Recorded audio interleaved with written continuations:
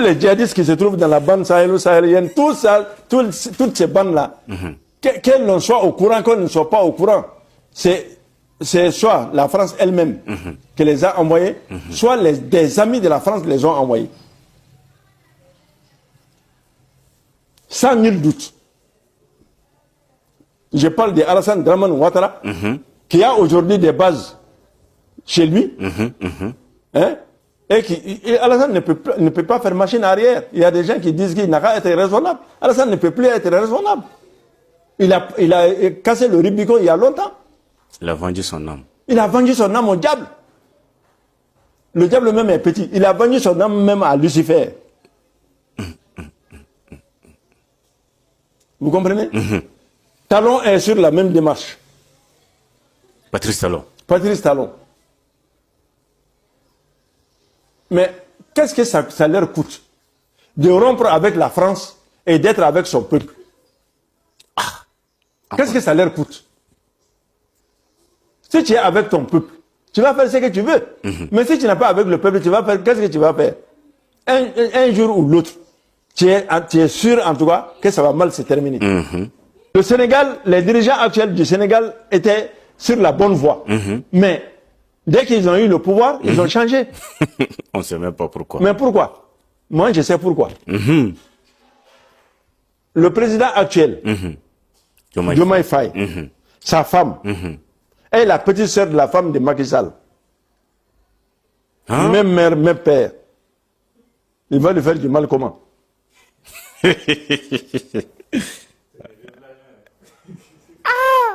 C'est pourquoi Macky Sall est sorti avec toutes ses richesses impunément. Il a même son jet privé. Ok. Un pays africain, comment un chef d'État africain peut-il se payer un jet privé? Comment? Il faut que ces chefs d'État-là, parce que nous-mêmes, faut dire bon, il de la paix. Parce qu'on ne fait rien contre eux là. Il faut qu'on trouve des stratégies maintenant pour éliminer ces gens-là. Ils cherchent à éliminer nos leaders. Oui. Ils cherchent à tuer nos dirigeants. Nous allons nous priver alors du même plaisir. Nous nous ferons un plaisir de trouver les voies et moyens pour éliminer et Alassane et Talon s'ils ne changent pas. Ceux qui créent l'insécurité disent qu'il faut venir au Mali pour chercher la solution. Alors que ce sont eux qui créent l'insécurité. On va faire on va faire des réunions au Togo, on va faire des réunions à Alger, on va faire des réunions un peu partout sur la sécurité, la paix, la doctrine en Afrique. Qu'est-ce qu'il faut faire? Tous nos grands militaires là, les intellectuels militaires là, ils échafaudent des doctrines par rapport à cela. Un faux problème sur lequel tu es en train de tabler. Comment est-ce que tu vas trouver une solution? Non, c'est pas possible. Toutes les solutions sont vaines parce que ceux qui veulent, par exemple, dans tous les accords signés, les partenaires techniques et financiers, c'est ceux qui cherchent la guerre.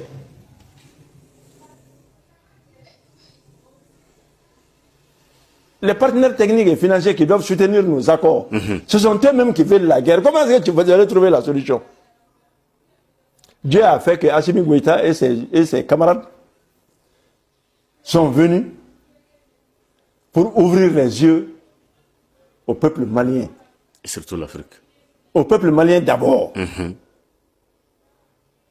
Ça a été dur, mais le peuple avait compris.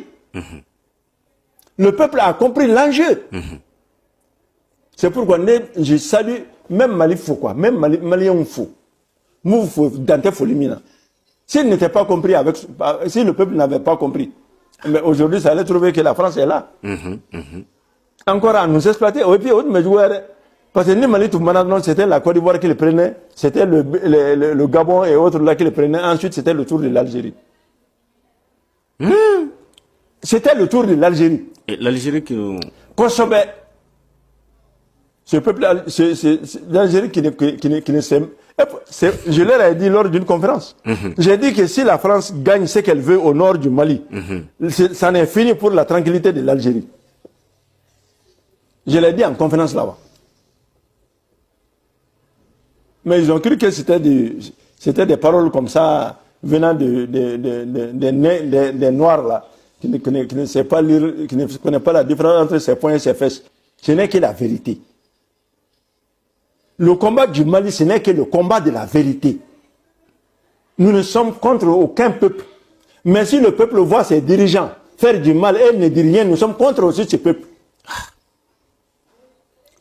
Tout dirigeant qui nous fait du mal et que le peuple ne dit rien par rapport à ses dirigeants, eh bien nous sommes aussi contre ce peuple. Et que au Mali kanakila mo m'a fait kana mara kana mana ko kela ke kana vlo minela kana ka e de nga avenir do ngalamana. Eh bien Mali a pour trop fort. Quand je vois des gens qui pour citer la France ils prennent des gants pour dire que alors nous allons il y a un pays tiers, un pays extérieur. C'est la France. Il ne faut pas chercher des midi à 15 heures.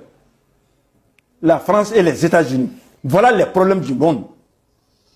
Voilà les véritables problèmes du monde. Il faut que les gens se réveillent. Et tu es étrange. Mais tu es un chestrelé. Regarde, mais. Ah. Quand on est couvert. On te couvert. Donc, prenons courage. Les causes de l'insécurité en Afrique et dans le Sahel et au Mali, c'est la même cause. Et il n'y a qu'une cause. La boulimie de l'Occident face à nos richesses. L'Occident veut prendre toutes nos richesses. Voilà le problème. C'est tout, hein. Si la France défend la justice, si la France est un peuple de valeurs, pour quelle raison elle a des bases en Afrique? La question mérite d'être posée. Est-ce que les bases françaises nourrissent? Est-ce que ça nous amène à l'école? Est-ce que ça crée des usines? Est-ce que ça crée quelque chose pour nous développer? Ça ne crée rien. Ça ne crée rien. Rien qui nous intimide. Nous menacer. Nous faire la guerre. Organiser notre déstabilisation. Voilà à quoi servent les bases françaises en Afrique. Si le Parlement français ne réagit pas contre cela, c'est la France elle-même qui va récolter les pots cassés. Elle va disparaître un jour.